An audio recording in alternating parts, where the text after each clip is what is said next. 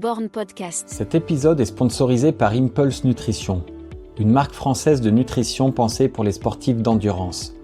Impulse Nutrition propose une gamme complète pour l'avant, le pendant et l'après-entraînement, mais aussi des compléments alimentaires du quotidien que j'utilise personnellement toute l'année sur les conseils de ma diététicienne. Le magnésium et les oméga 3 pour la récupération et le bon fonctionnement musculaire, les multivitamines et le collagène marin dans les grosses périodes d'entraînement et la vitamine D systématiquement en hiver. Impulse Nutrition développe ses produits avec une vraie exigence de qualité et une approche globale de la santé du sportif au service d'une performance durable. Avec le code BORN, vous bénéficiez de 15% de réduction sur votre première commande et vous soutenez ainsi le podcast dans son développement. Merci à Impulse Nutrition et maintenant place à l'épisode. Born Podcast. Quentin Melleux n'a jamais fait plus de 30 minutes sur 10 km. Je ne sais pas si j'en connais d'autres dans ce cas. Pourtant, au niveau local comme national, il est une figure du trail et de la course en montagne. Mais celui qui termine systématiquement dans le top 10 des championnats de France a pour le moment toujours vu la première place lui échapper. Que lui manque-t-il pour cela ? À 30 ans, cet international avoue ne toujours pas connaître sa discipline de prédilection. Et si c'était la route ? On en parle dans cet épisode. Quentin Melleux, vers les sommets, bonne écoute. Bon, salut Quentin. Salut Pierre. Merci d'être venu. Quand j'ai dit ce matin que je te recevais, beaucoup m'ont répondu, m'ont dit enfin Quentin. Tu vois, t'étais attendu. Et c'est vrai qu'on devait se voir, je crois que ça devait être après les France de l'an dernier finalement. Ça fait pas tout à fait un an parce que c'est toujours en décalé, mais ça s'est pas fait. Au final, on se voit là. Donc c'est bien, c'est toujours après les France. C'était hier les France, comment ça va là ? T'as mal aux jambes ? J'ai mal aux jambes, ouais. Ouais. Et mais ça va plutôt pas trop mal.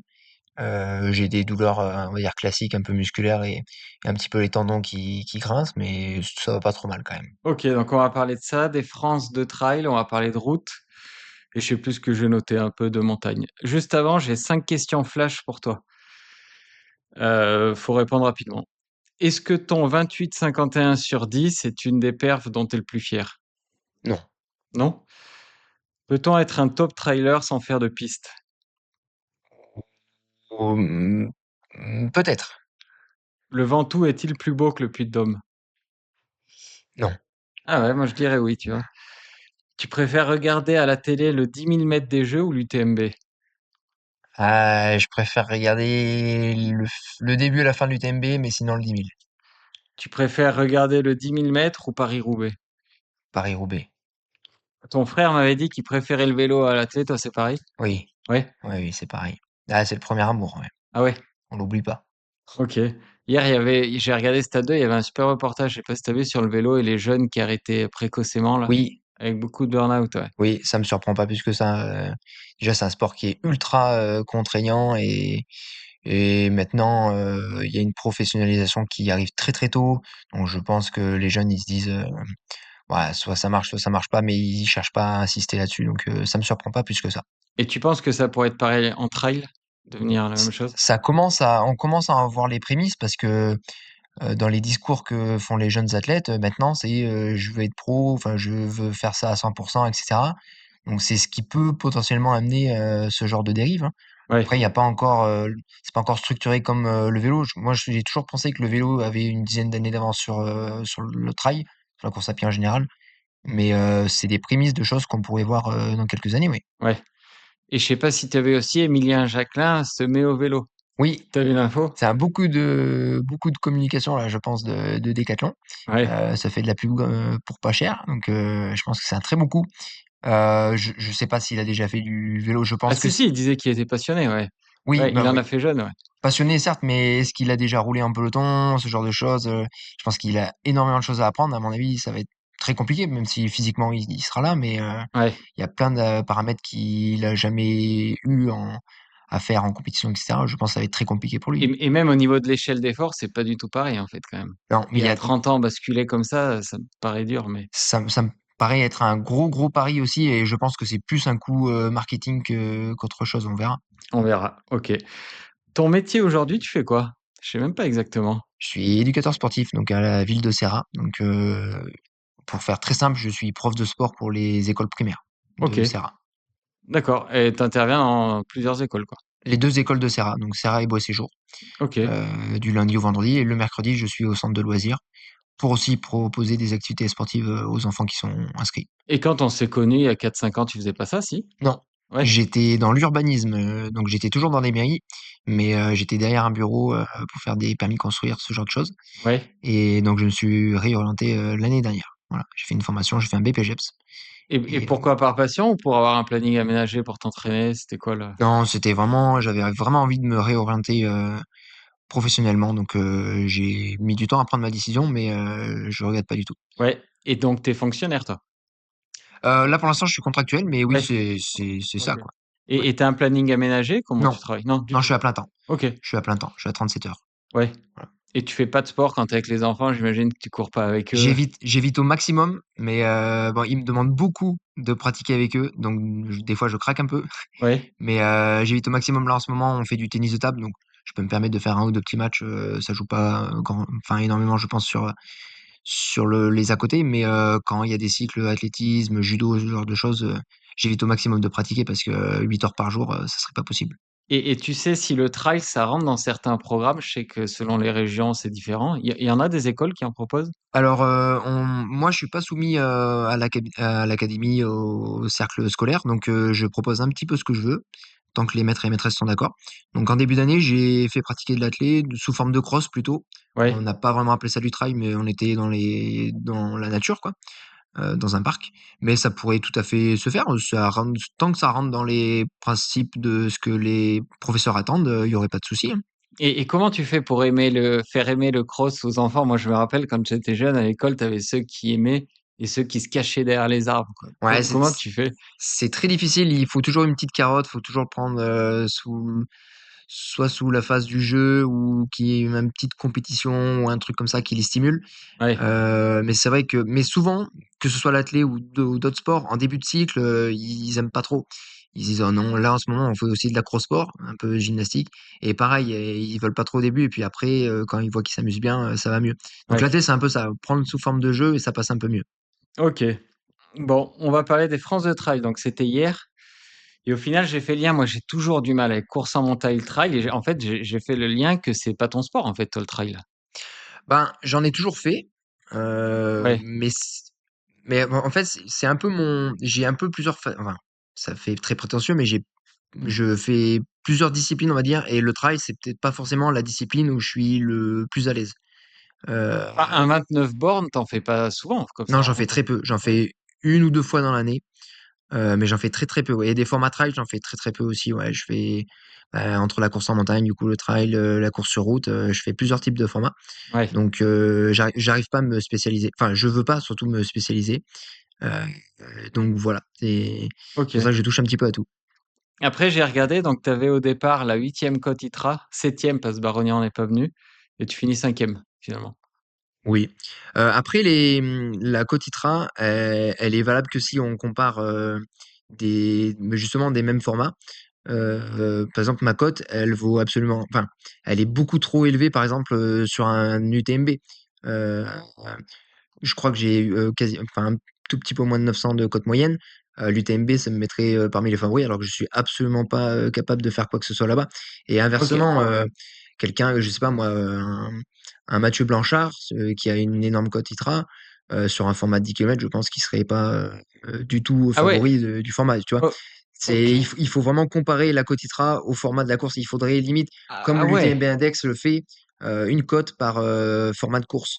Alors OK. que l'ITRA, il y a qu'une seule moyenne qui est pas pondérée en fonction des D'accord. disciplines, tu vois? Ah, tu me l'apprends, moi je pensais que je connais pas bien, ouais, je pensais que c'était ouais, pondéré en fonction de la distance quoi. Non, Pas du tout. non, non, ça serait comme de dire, Jimmy Gressier, c'est un excellent coureur, il Ouais. a il a 900 Ouais, mais ITRA je vois. en 10 000 comme en 100 mètres, comme en 400 haies, alors OK. que pas du tout. Mais l'UTMB Index par contre, du coup, il y a plusieurs formats. Il y a 20, 50, 100, 100 miles et donc eux, ils font une moyenne de chaque, discipline quoi, de chaque format, alors que l'ITRA ne le fait pas. Et c'est plutôt mieux alors, comme fait, l'UTMB, non? C'est oui, enfin, il y a débat, Non? OK. il y a débat. Et bah, j'allais te poser une question. Est-ce qu'entre trailers, vous vous jugez par rapport à la côte ITRA ou pas du tout? Vous voyez ça comme quelque chose de de Un, purement une formalité? un peu quand même, Ouais. je pense que l'indice il est quand même assez pertinent. On y regarde beaucoup parce que ça joue sur les invitations.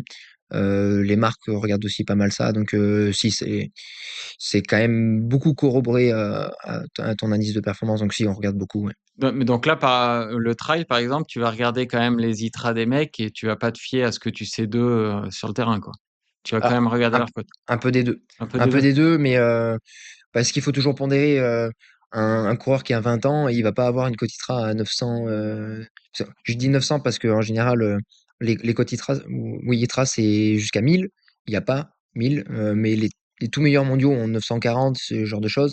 Et on va dire qu'au-dessus de 850, c'est des bons coureurs nationaux, voire un peu plus, et 900 internationaux. Ouais. Donc, on se base un petit peu là-dessus. Et après, on regarde un peu quand même ce qu'ils ont fait. Autour de ça, il n'y a pas que la cote qui compte, mais c'est un gros indice quand même. Tu peux me rappeler comment c'est calculé un peu? C'est bien en fonction d'une distance à plat, il y a bien une histoire comme ça. Mais l'algorithme, je crois qu'il est jamais sorti, mais en gros, c'est ça, oui. La distance, le dénivelé, donc ça te fait un indice de kilomètre effort. Euh, Par exemple, si tu as 10 km et 500 de dénivelé, bah, ça fait 15 km effort. Voilà. Et après, il y a une pondération en fonction de la moyenne des partants, je crois, etc. Donc, voilà, c'est toute une alchimie que je connais pas trop, mais des fois c'est surprenant d'ailleurs les résultats. J'attends de voir ceux des France de Trail justement. Ouais. On a essayé de faire un peu des petits calculs pour voir ce que ça pourrait donner. On verra si on a raison ou pas. Mais c'est un peu de la sorcellerie, donc Et, voilà, l'expliquer c'est compliqué. et je sais que Joseph Mestrallet avait proposé avec toutes ses maths de proposer une meilleure cotation ITRA. Il disait qu'il avait jamais eu de retour des instances, c'est dommage. Ouais, mais alors en plus, donc il y a ITRA, il y a UTM Index, il y a Bitrail aussi qui fait un indice. Et la Fédé, ils se sont dit aussi que ça allait être une bonne idée d'en créer un nouveau, donc ils ont fait le VK Trail. Donc il y a Ouais. 4 indices de performance, Ok. chacun avec leur algorithme différent, donc on peut s'y perdre un peu quand on n'est pas dans le milieu. Ok. Bon, si on revient sur ces France de trail, tu peux expliquer un peu, décrire comment tu les as vécus? Ah, ben, je pourrais le comparer un peu à une course de vélo, parce que ça a été très intense du début à la fin, mais sur les formats comme ça, c'est assez classique. Mais on s'est retrouvé un petit groupe, il y avait mon frère qui est parti un petit peu devant, on s'est retrouvé un petit groupe de 5-6 coureurs, plutôt des favoris d'ailleurs, il n'y a pas eu trop de surprises Ouais, à ce c'est ce que j'ai niveau-là. regardé, ouais. Ouais. Et ça s'est fait un petit peu en fonction des atouts de chacun. Moi, j'étais un petit peu devant dans la bosse, je me suis fait lâcher en descente et les meilleurs descendeurs ont pris un peu le lead, et cetera.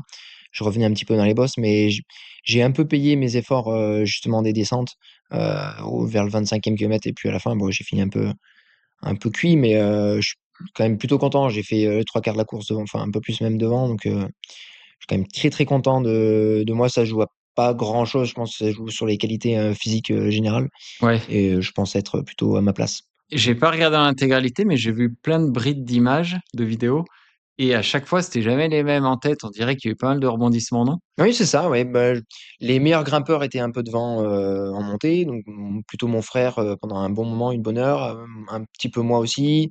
Et après, la deuxième partie du parcours, c'était plus de la descente, donc là, on a retrouvé les coureurs un peu plus complets, les meilleurs descendeurs. Et donc, dans les montées, ça se regroupait un petit peu entre les 5-6 là, mais effectivement, ça fait pas mal le yo-yo. Et je pense que c'était, en tout cas, de vivre à l'intérieur, c'était très intéressant. Et je pense que les spectateurs aussi ont bien kiffé un peu ce changement un peu de lead à chaque fois et tout.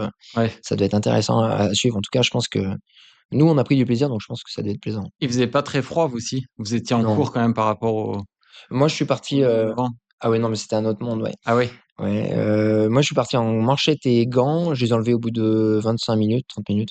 Bon, après, on avait une température tout à fait correcte.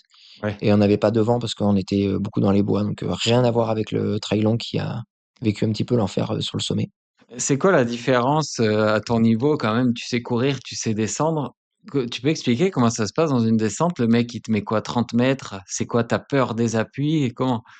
Alors, bah, il peut y avoir plusieurs problèmes, mais moi, celui que j'ai eu hier, en tout cas, c'est pas le fait d'engager, le fait d'avoir peur, parce que j'avais absolument pas peur dans les descentes.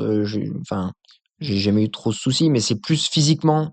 J'avais comme un peu une tétanie musculaire. Enfin, je sentais que je pouvais pas aller plus vite, quoi, musculairement, que mes cuisses allaient pas tenir, quoi. Et et j'avais beau pousser, c'est comme à la fin de ton marathon quand tu pousses mais que ça avance pas, bah moi c'était pareil en descente. Ouais, Et ça me l'a fait dès le début des toutes premières descentes. Donc, direct, je me suis dit, punaise, il y a un problème. Au bout de 3 kilomètres, il y avait une toute petite descente sur la route et je sentais que j'avais les cuisses super raides. J'ai dit, ah, punaise, c'est pas possible, je vais faire de la tétanie. Et c'est ce qui s'est passé, quoi. J'avais beau essayer de suivre le rythme, c'était impossible. Ça descend tellement vite devant.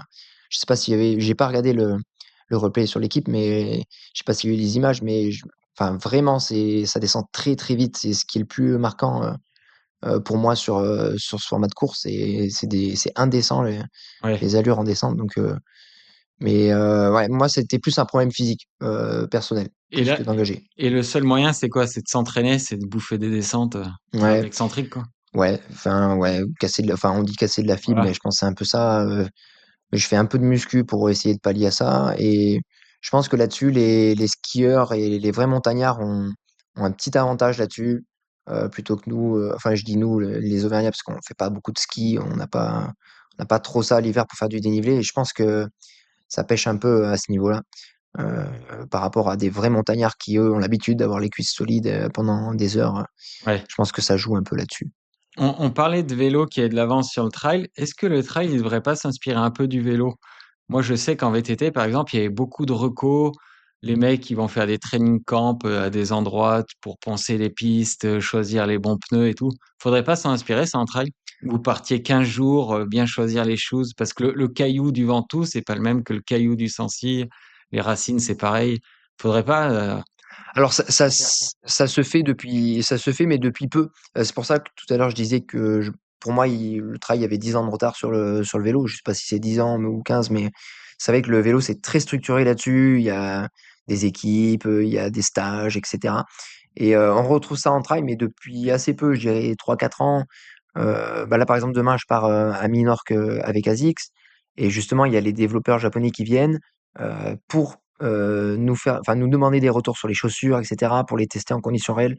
Ouais, Donc ça peut faire avancer le truc, mais effectivement, je pense, faudrait demander à des dinosaures qui ont connu le trail il y a un peu plus longtemps que moi, si ça se faisait, mais je pense que c'est plus récent que ce qui se fait en vélo depuis des années. ouais.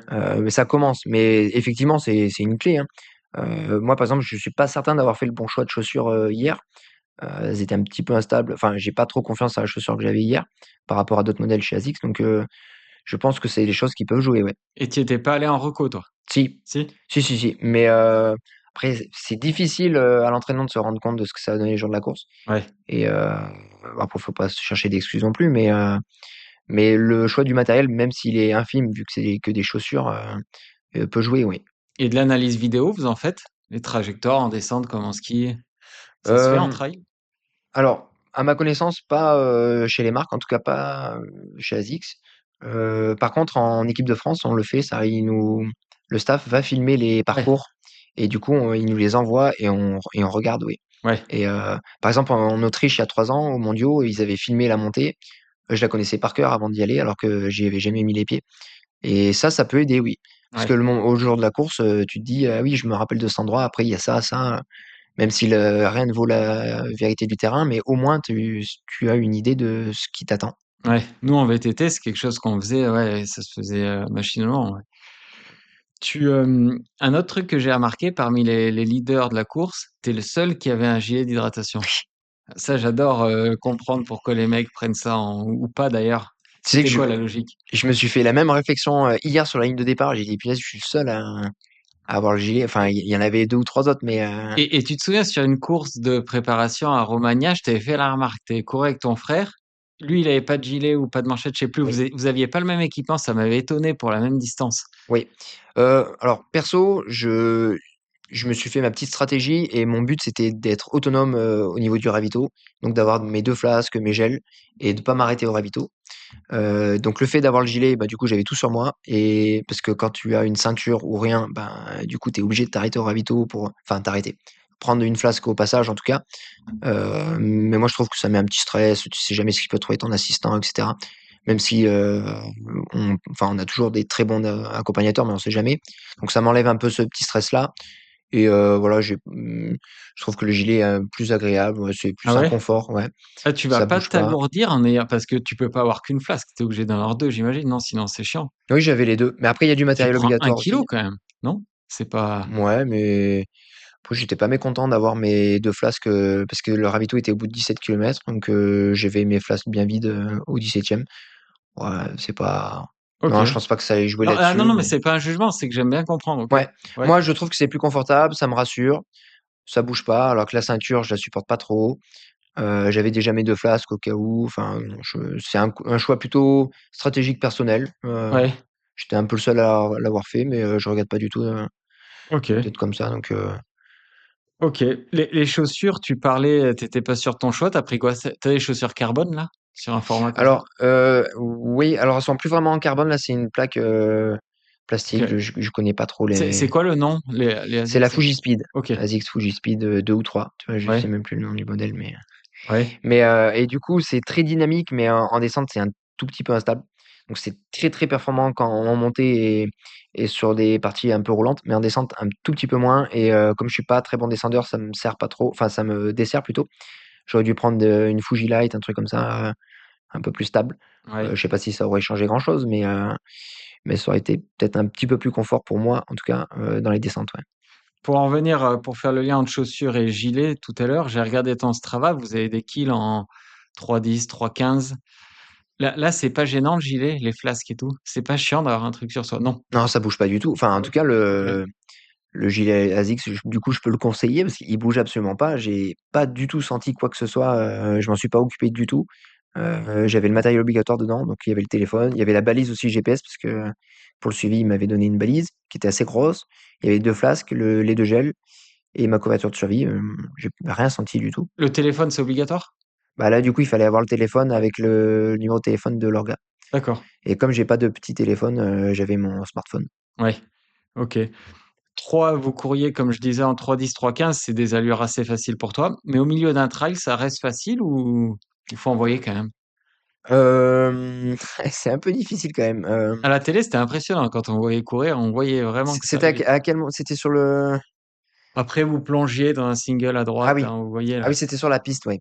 À ce moment-là, moi, j'étais décomponné avec, Benjamin Paulin, justement, un autre routard. Donc on essayait de revenir, on avait une dizaine de secondes de retard. Là, j'ai pas eu le temps de regarder à quelle allure on était, mais je pense que ça allait un petit peu vite, ouais. Heu, mais c'est des portions assez courtes, hein. Ouais. On va pas faire non plus 3,0 enfin ou 3,10 pendant 5 Tu kilomètres, hein, pourrais mais aller plus vite, mais tu gères, tu fais exprès de pas te mettre dans le rouge, quoi.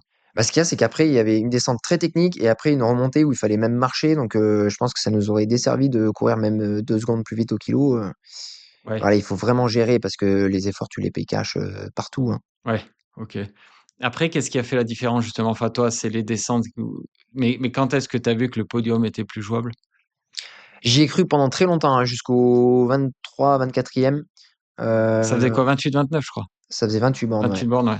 Parce que je revenais à chaque fois dans les montées, donc et l'avant-dernière montée, j'ai essayé de remonter, au maximum que je pouvais, mais il y avait encore, je pense sur la 3e place, il y avait encore 15-20 secondes. Je me suis dit: «Là, ça va être chaud» et à la fin, on enchaînait vraiment les descentes un peu sinueuses et tout et puis là, j'ai un peu lâché, dans la tête, ouais.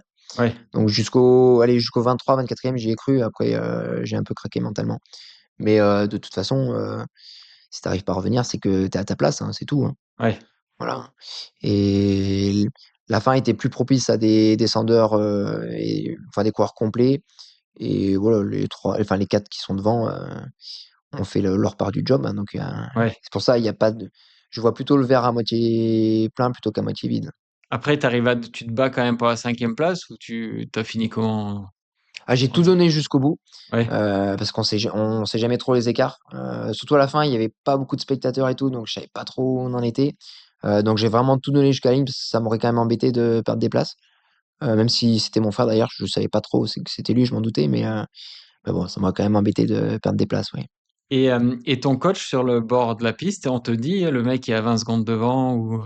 Alors, il y avait un seul endroit où il y avait du monde, c'était le double passage là, au 8 et au 17, mais il y avait tellement de monde, mais c'était Tour de France, donc on pouvait pas entendre grand chose. Mais mon coach s'était mis un tout petit peu en amont, donc au 8e et au 17. Au 8e, il m'a dit qu'il fallait que je fasse un petit peu l'effort là dans la bosse, donc j'ai écouté et au 17e, justement, il m'a bien aidé parce que c'est des parcours qui sont très sinueux et même 15 secondes d'avance, on a l'impression qu'il y a personne devant Ouais, et du coup, c'est lui qui m'a dit qu'il y avait 20 secondes, avec la tête au 17e. Donc il m'a dit de faire l'effort tout de suite, quitte à le payer. Il m'a dit: «Prends des risques, pour essayer de remonter». C'est ce que j'ai fait. Mais tu vois, ça, s'il m'avait pas dit qu'il y avait 20 secondes, j'aurais ouais. tu m'aurais dit 2 minutes, je pensais que c'était ça, hein. J'entendais les spectateurs devant, mais je voyais pas les coureurs, hein. Et ça, en pratique, en trail, est-ce que vous jouez du terrain, par exemple? Est-ce que justement, quand c'est sinueux, comme tu dis, tu vas vite accélérer pour essayer que le mec derrière te voit plus vous? Ah mais ouais, Oui. clairement, clairement et je pense que l'avant-dernière descente où j'ai vraiment perdu un peu le fil, si j'avais été dans les roues du gars devant moi, je pense que j'aurais au moins limité la casse ou peut-être réussi à suivre un petit peu. Mais, quand tu es tout seul, après tu es un peu dans ton rythme, qui est peut-être pas forcément bon. Tu te dis: «Punaise, derrière ça va rentrer», ouais, non, c'est plus du tout la même course. Ouais. C'est beaucoup mieux d'être, dans les bonnes roues. C'est comme au vélo, dans les Ouais. bonnes roues que tout seul à naviguer un peu à perte, non, non, ça a rien à voir, ouais. Ce qui est bien, je trouve, dans le trail, moi, c'est que justement, les résultats, ils vont dépendre du terrain, quoi, justement. Tu as que tu sois en altitude, pas en altitude, des terrains cassants, enfin, il y en a pour tout le monde. Oui. C'est ce que j'aime bien, je trouve. Ouais et c'est pour ça que la course, elle est jamais jouée. Typiquement hier, tu mettais l'arrivée, en haut de la bosse, bah, ça donnait Eh pas le même oui, oui, oui. classement. Ou tu faisais sur la même distance, mais 400 mètres de D+, à l'arrivée, je pense que ça aurait rebattu les cartes encore, ou s'il y avait eu 3 kilomètres de plus et cetera. Donc mais c'est ça qui est super intéressant, je trouve aussi. Il y a beaucoup moins de lassitude que enfin, j'ai rien contre la route ou quoi, mais c'est toujours en train de redistribuer les cartes et ça, c'est passionnant, je trouve. Et ça, est-ce qu'en coulisses, il y a des mecs qui ont de l'influence, des gros entraîneurs qui, pour leurs athlètes, vont faire en sorte que ça se termine en bosse? Ça existe, ça? Je pense pas. Non? Je pense pas, après sur les formats, fédéraux quand même, c'est souvent dans les Alpes, souvent en montagne maintenant, ces dernières années, les championnats en tout cas et les championnats d'Europe et du monde pareil, c'est souvent dans les zones de montagne, Ouais. donc c'est souvent quand même les mêmes parcours et les mêmes types de coureurs devant. Après si un jour on a un championnat du monde aux Pays-Bas de trail, ça pourrait, hein, et ben, faudrait faire un championnat de France, dans le Nord-Pas-de-Calais ou des choses comme ça. Bah, ils annoncent peut-être la Bretagne, je crois. Oui, l'année prochaine. Ouais, Ah mais je suis le plus heureux moi que ouais. ça change un petit peu de parcours, ça change un peu de profil. Parce que le trail, c'est pas forcément, de la montagne, de l'altitude et cetera. Donc c'est bien que ça change un petit peu. Et ouais, il y aurait presque la plage aussi. Mais Et ça pourrait ça en pourrait, Corse partir, ouais. ça pourrait. Il y a pas, une définition, précise du trail et ça pourrait très bien, faire office de support et ça donnerait un très bon champion de France, hein, je Ouais, pense. Voilà. complètement, ouais. Tu parlais de stratégie nutritionnelle, que tu voulais tout faire en autonomie. Tu peux dire un peu, c'était quoi là ta stratégie? Bah, du coup, ça fait 2 mois que j'essaye de me préparer à ça. Donc, en gros, c'était de viser à peu près 90 grammes de glucides par heure, donc, minimum. Donc, boisson plus, gel. Et du coup, là, j'ai fait, 90 grammes par heure de boisson en glucides. Donc ça fait 500 millilitres, un peu plus et un gel, par heure. Donc j'étais à 110 grammes à peu près par heure. Donc en tout, Ouais. 220-230 parce que j'ai pris un autre gel. Heu, donc j'ai pris 3 gels et 2 flasques et j'ai fait ça à tous les entraînements depuis, 2 mois. Donc autour de 90-100 grammes de glucides par heure, à chaque entraînement, depuis 2 mois. Et c'est passé, ça passait quoi. Et bah, justement, ouais, au début, j'avais peur que ça fasse beaucoup et je m'y suis habitué et c'est très bien passé, oui, j'ai eu aucun souci. Ouais. En trail, vous buvez beaucoup? Moi, ça me fait ça quand je fais du vélo de route, j'ai toujours envie de pisser parce que je bois beaucoup, tu vois? Vous avez pas envie de pisser là sur un format de 2 heures, non? Non, je pense que le système, il se met un peu en off, on verra plus tard, Ouais. mais non, pas du tout. Non, il y a pas de moi, j'ai eu aucun souci digestif, quoi que ce soit, et tu m'aurais donné une flasque de plus, je pense que j'aurais pu la gérer sans problème. Non, non, il y a pas de Et en là tout cas, là là sur un trail lent, je crois que ça faisait 4h30, 5 heures, ils s'arrêtent les gars pour pisser? Tu sais? faudrait leur demander, ça peut arriver, je pense, mais je suis pas certain, hein. Ouais, Sur l'ultra, oui, tu as pas trop le choix, je pense, mais sur du 4-5 heures, je pense pas. ouais. Les courses de vélo, tu t'arrêtes pas enfin, tu peux, Ah, autour, mais ils s'entendent quand même, ouais. ouais, mais bon, je pense que si s'ils voulaient, ils feraient pas, hein et je pense pas qu'il y ait de souci, hein. Ouais, Hem, mais non, non, je pense pas que ce soit primordial, OK. en dessous d'un ultra, je pense que ça peut passer, hein. Ouais, ouais, c'est question bête, mais ouais. OK. La course en montagne, Donc toi, c'est vraiment ton domaine, ça. Oui, C'est ça, enfin, hein? j'essaye en tout cas. Et c'est ce qui me passionne le plus en tout cas, oui. Tes sélections, elles sont en course en montagne, Oui, en équipe de ouais, France, ouais. ouais. Et donc là, c'est quoi le Graal, toi? C'est d'être un jour champion de France de course en montagne, c'est quoi? J'aimerais bien être champion de France tout court, ouais, que ce soit en trail ou en course en montagne, ouais, parce Ok. que En fait, tu préfères pas la course en montagne? C'est que ça, t'es meilleur là-dedans? ça me réussit mieux, oui. Ouais, Donc c'est ça. forcément, on prend plus de plaisir dans ce qu'on réussit. Donc ça me réussit un petit peu mieux, mais peut-être que le titre de champion de France de trail est un peu plus prisé que celui de course en montagne, euh, même si les deux, je pense, sont très relevés. Mais hier, je me faisais la réflexion, je me suis dit, punaise, j'ai fait toutes les places du top 10, sauf 9e et premier. Que ce soit en trail ou en course en montagne, j'ai fait toutes les places sauf ces deux-là. J'aimerais bien quand même un jour réussir à, enfin, faire 9e, je m'en fiche, mais essayer Ouais. de faire premier, ce serait enfin, une consécration, mais il Et va t'as falloir plus de assister. chance en montagne, tu penses? Je sais pas, mais je sais Ouais. pas. Je sais pas, ça dépend de plein de choses. La course en montagne, c'est très relevé aussi. Après, c'est peut-être plus adapté à mes capacités. Je sais pas. Je Ouais. sais pas. Et l'effort, putain, moi, l'effort, je le trouve horrible, quoi, la course en montagne. J'en ai jamais fait, mais rien que sur le papier, ça me fait peur de monter en continu comme ça. C'est très très dur, oui. Il y a le sélectionneur l'an dernier, Antonio Gallego, qui disait que la course en montagne, c'était un peu du trail sprint. Et il a raison, hein, c'est encore plus rapide que le trail court, pour le coup, parce que c'est une heure et quart d'effort. Et c'est vrai qu'il n'y a aucune gestion, enfin quasiment aucune gestion. Et pas de Il répit, quoi, en fait. n'y a pas T'es- de répit. Et s'il y a du répit, t'es plus dans le coup. Donc c'est très très difficile, c'est très physique. Ça Ouais. se joue vraiment sur les qualités intrinsèques, je pense. Il n'y a pas vraiment de stratégie, si ce n'est d'éviter de se mettre dans le rouge trop tôt, mais c'est tout, quoi. Ouais. Il n'y a pas de ravitaillement, voilà, donc Ouais, il y a pas de c'est. ravitaillement, là. Non. Parce que je Euh, regardais, ouais, en préparant là, le podcast, je pensais pas que c'était si lent, par contre. En Slovénie, je crois que c'est 14 bornes ou en France, je sais plus, c'est 14 kilomètres quand même. oui. C'est long, hein, de Bah, monter. les championnats, en général, ouais, c'est un petit peu plus long. Championnat d'Europe, j'ai souvenir qu'on avait fait 16 kilomètres même. Ouais, Ça commence à faire un peu long, 16 kilomètres à fond. Il y a ouais, moyen de trouver ça long. Mais en général, c'est plutôt court, ouais, 1 heure et très très intense, oui. C'est un cross, mais avec beaucoup de dénivelé. ouais. Pour voilà, pour grossir le trait et donner une idée de l'effort, c'est un cross, mais avec du dénive. Et là, c'est quoi les facultés? C'est musculaire, c'est le rapport poids-puissance, c'est quoi? C'est le Je pense, cardio, il y a tout, là. je pense que c'est vraiment l'athlète pur, quoi. C'est grimper vite, descendre vite, récupérer musculairement le plus vite possible, enfin, être costaud. Et tu mets de côté tout l'aspect stratégie, tout l'aspect nutrition, et c'est vraiment les qualités intrinsèques du Ouais. coureur pur, quoi, qui ressortent. Vous êtes lactique? Ah, il faut enfin, le plus tard possible, mais ouais, il y a pas le choix. Enfin, en général, moi, en bas de la première descente, je suis totalement, donc tu finis Ouais. un peu comme tu peux, mais ouais, à intensité comme ça, c'est quand même difficile de repousser le. Et vous prenez du bicarb et tout ce qui se fait aujourd'hui en Ça, athlète? j'ai jamais essayé pour l'instant. Je sais pas Ça si. se fait, tu sais?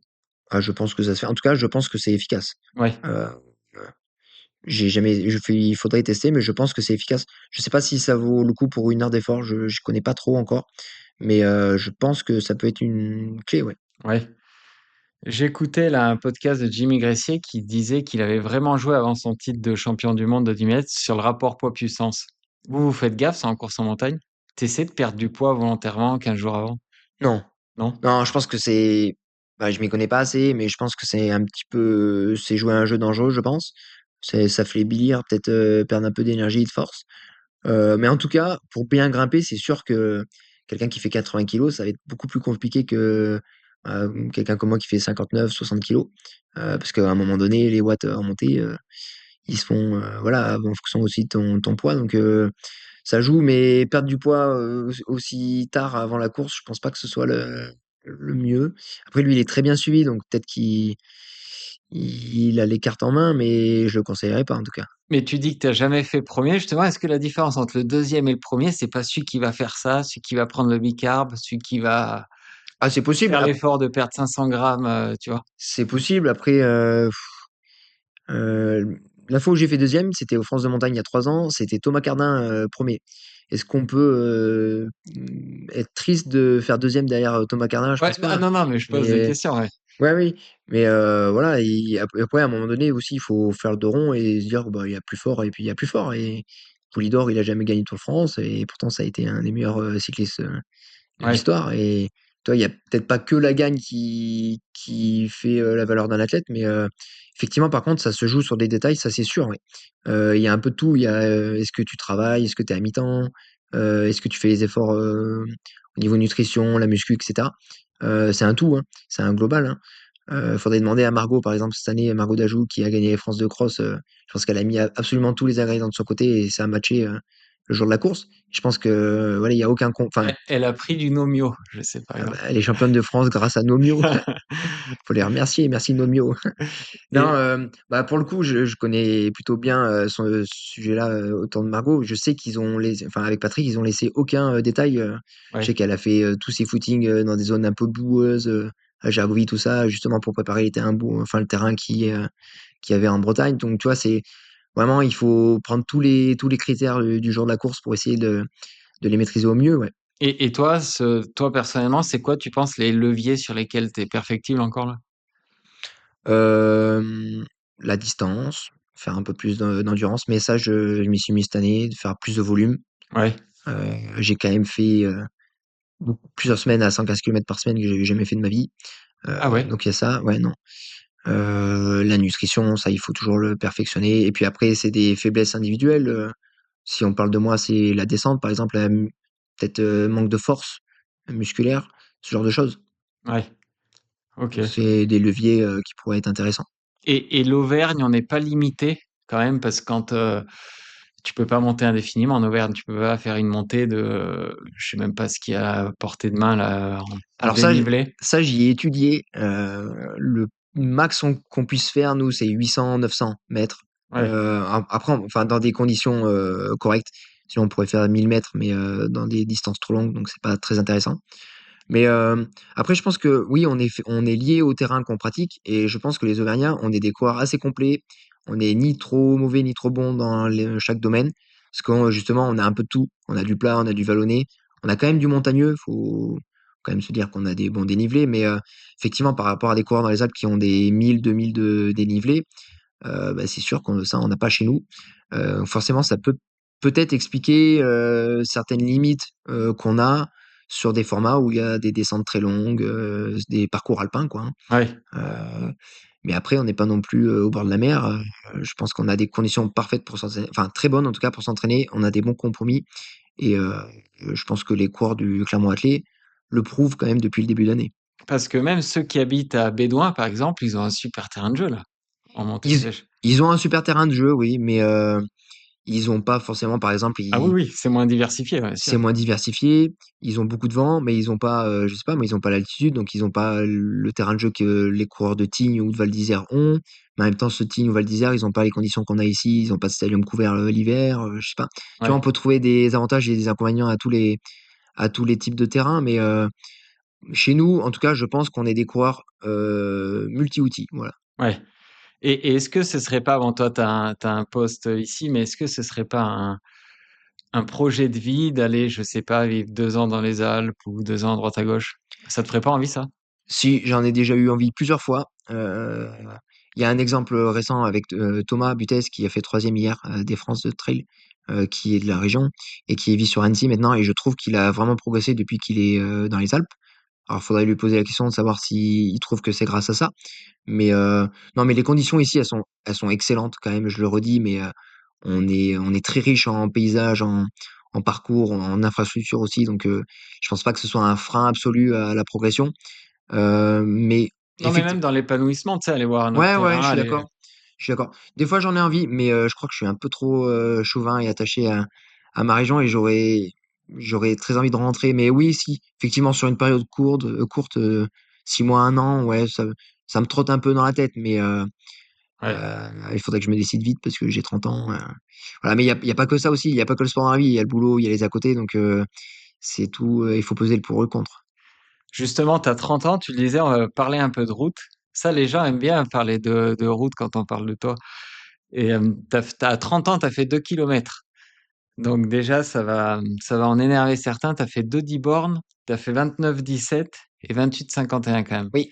Moi, quand je vois tes chronos sur route, je peux pas m'empêcher de dire, putain, mais quel gâchis, pourquoi il va pas creuser tout ça un peu? Euh, T'aimes Dé pas, tu as conscience que t'es fort, t'aimes pas, Bah, en comment tu fait, vois la route? je m'y suis mis tard. Alors, je me suis mis à la course à pied un peu tard, 2018, donc déjà 22 ans, et à la route encore plus tard, parce que j'ai fait quelques 5 kilomètres, mais effectivement, mon premier 10, je l'ai fait en 2024, donc à 28 ans. Hem, mais ça me plaît beaucoup, mais est-ce que je me vois faire ça toute l'année? Parce que j'aime pas trop faire les choses à moitié, même si des fois j'ai l'impression quand même de le faire, parce que je fais plusieurs disciplines, donc des fois je me dis: «Punaise, il faudrait que je me concentre sur une seule». Mais il faudrait prendre plusieurs mois d'une saison, complète pour essayer de faire quelque chose de bien.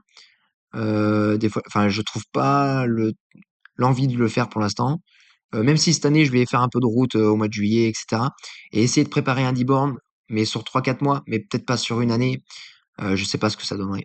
Je suis incapable de te dire, ce que ça Tu pourrait donner. perdrais trop en montée là? Si tu faisais Je sais que du pas. plat?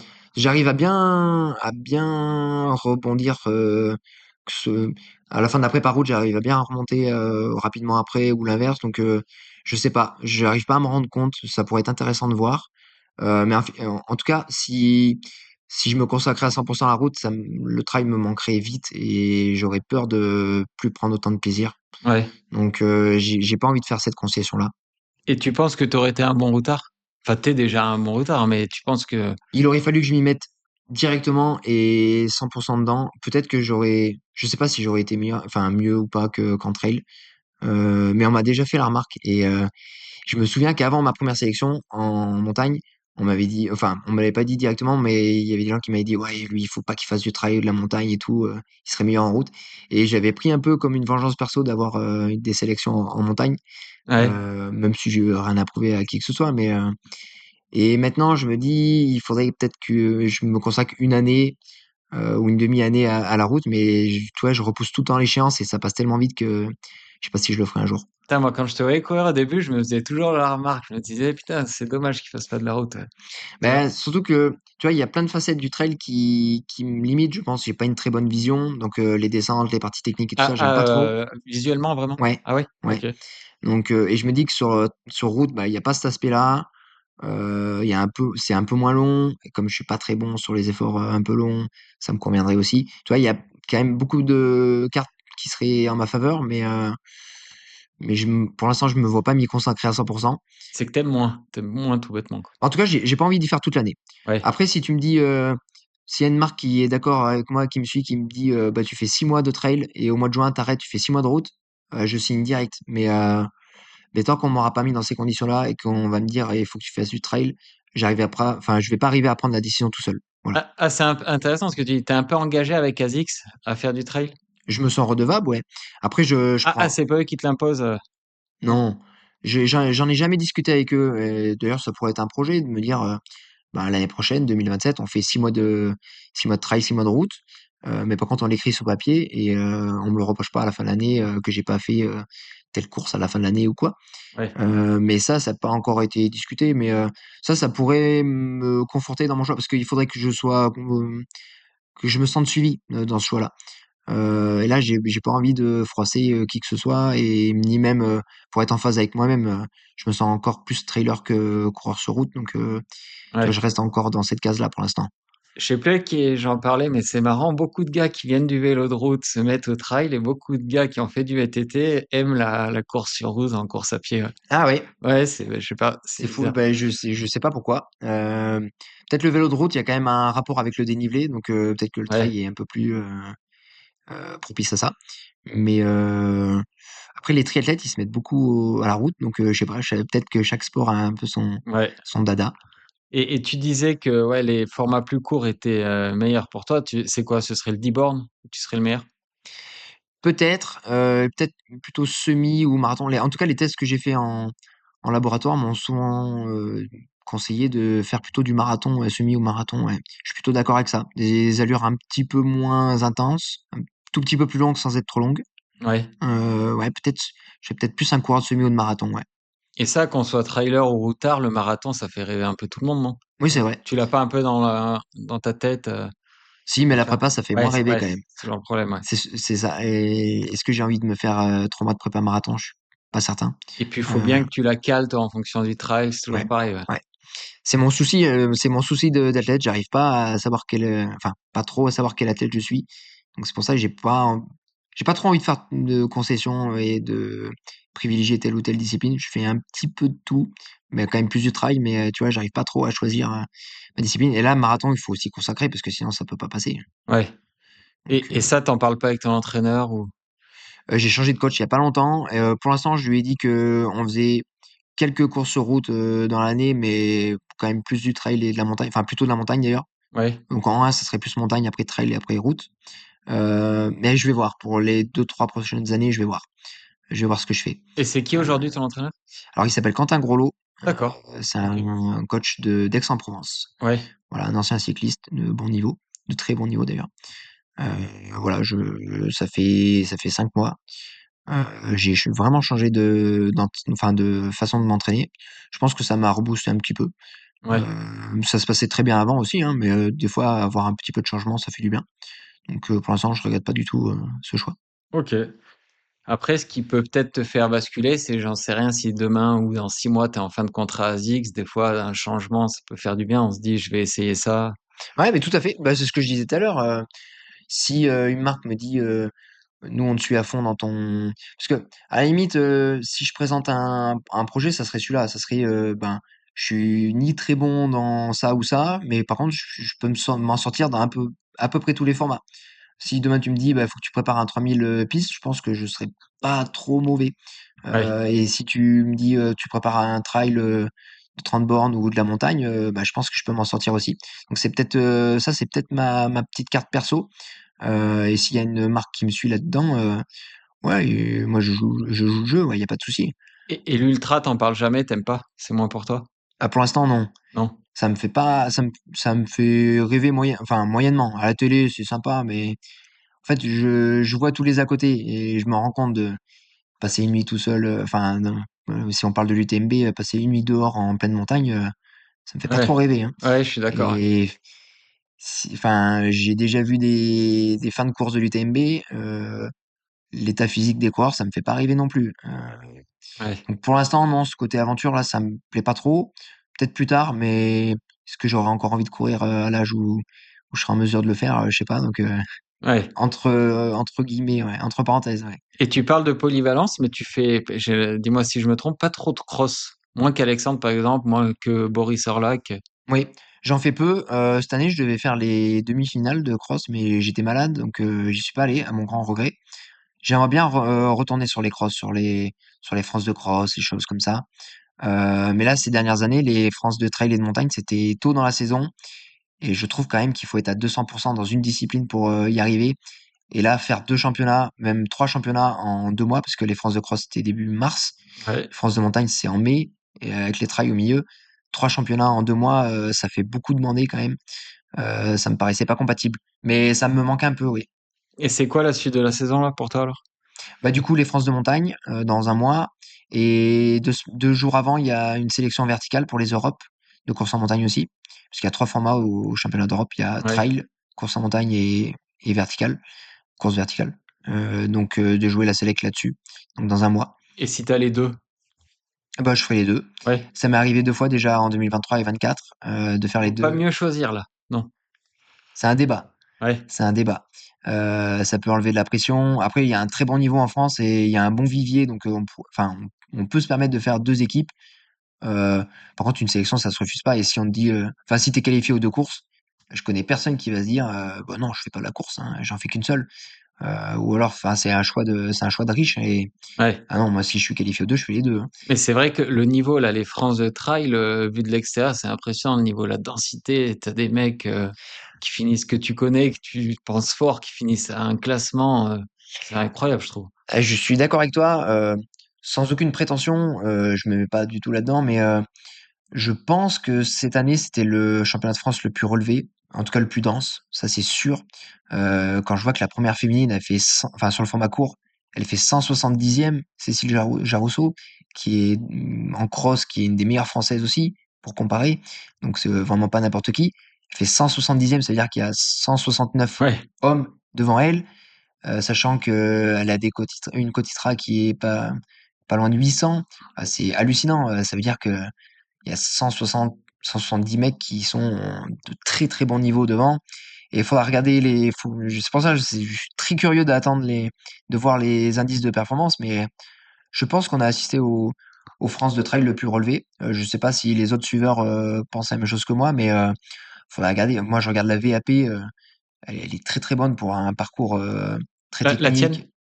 Ouais, Ouais. bah, Ouais, j'ai j'ai regardé regardé, la ouais. mienne, mais C'était quoi, 3,24, non? ouais, T'avais? un truc Ouais. comme ça, ouais. C'est-à-dire que devant, ils doivent être à 3,20. Enfin, moi, j'ai fait 2h02 hier, 2h02 30, je crois. Le premier, il fait 2h et 20 secondes.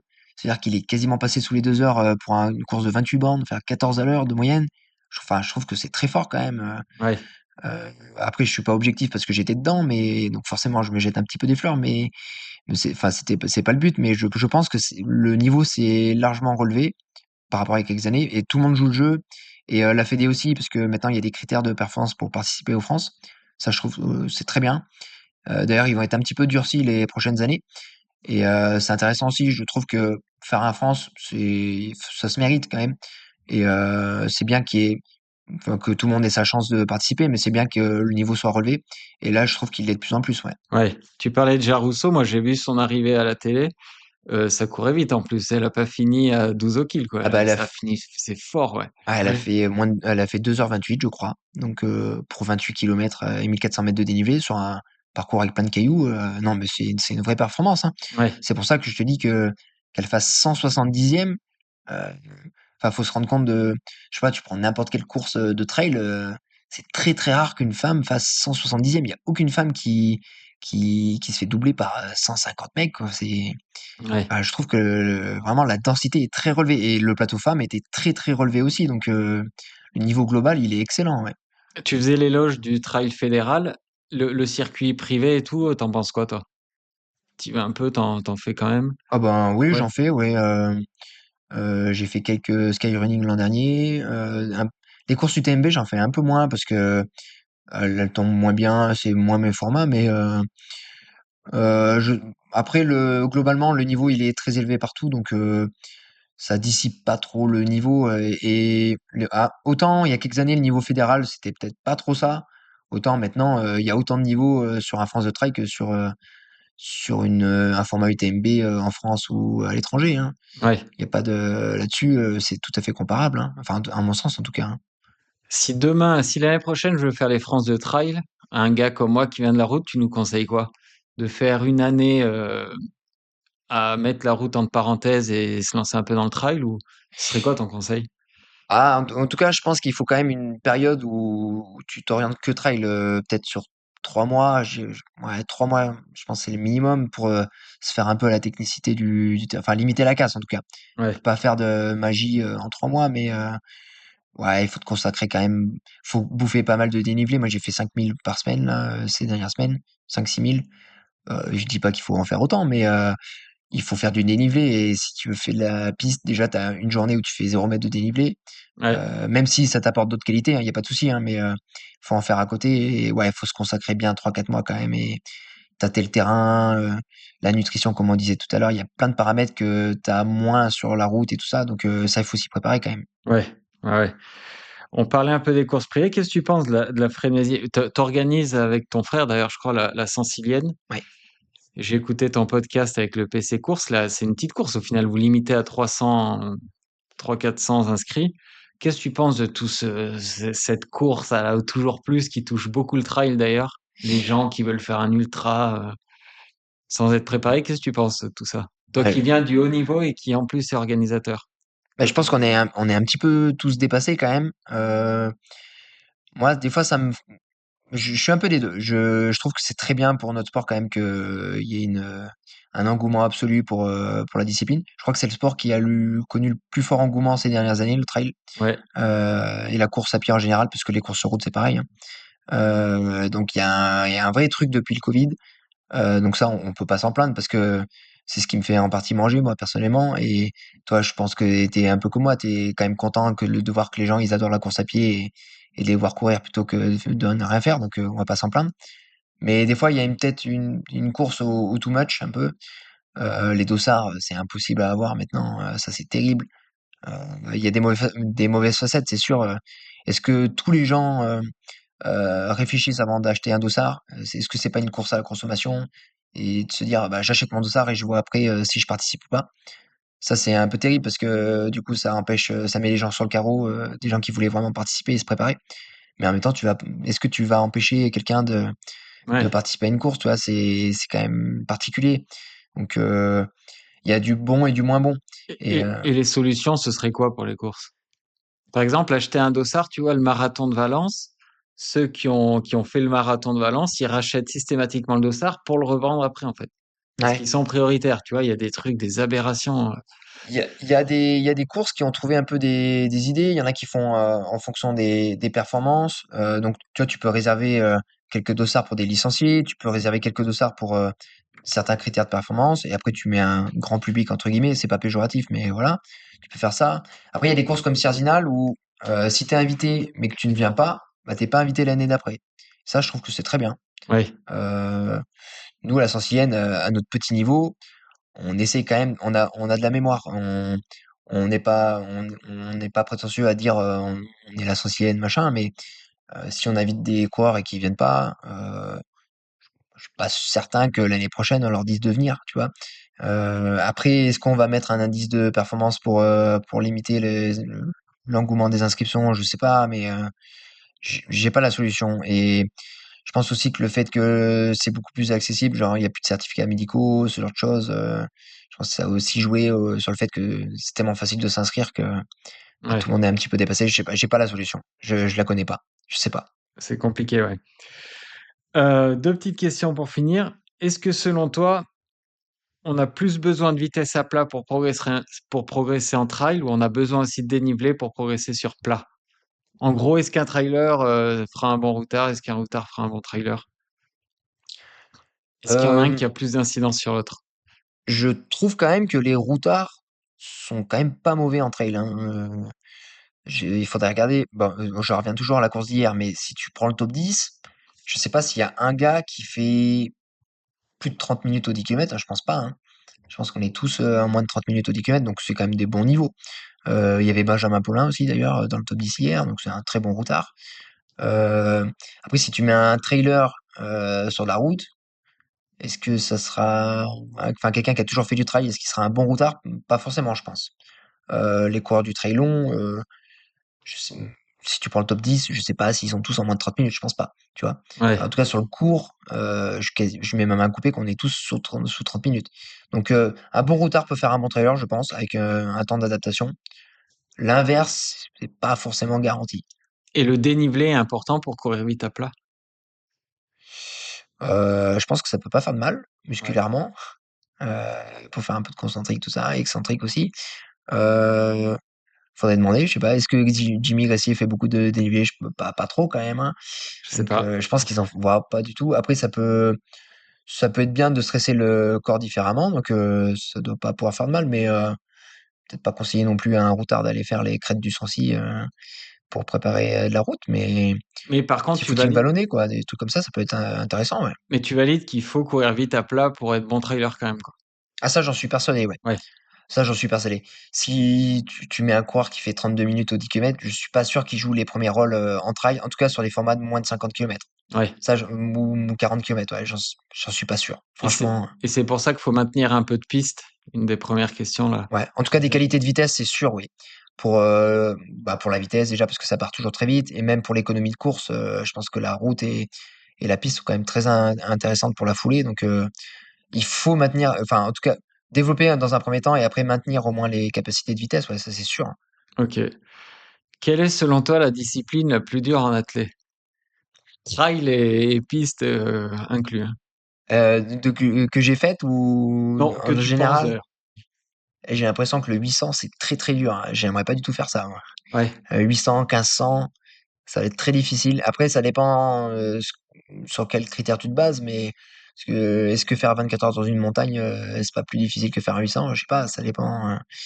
Mais moi, ce qui me ferait le plus peur, ouais, ce serait les disciplines un peu plus courtes, là, ouais, que je disais, le 400, Galactique, 800. ouais. Ouais, ouais.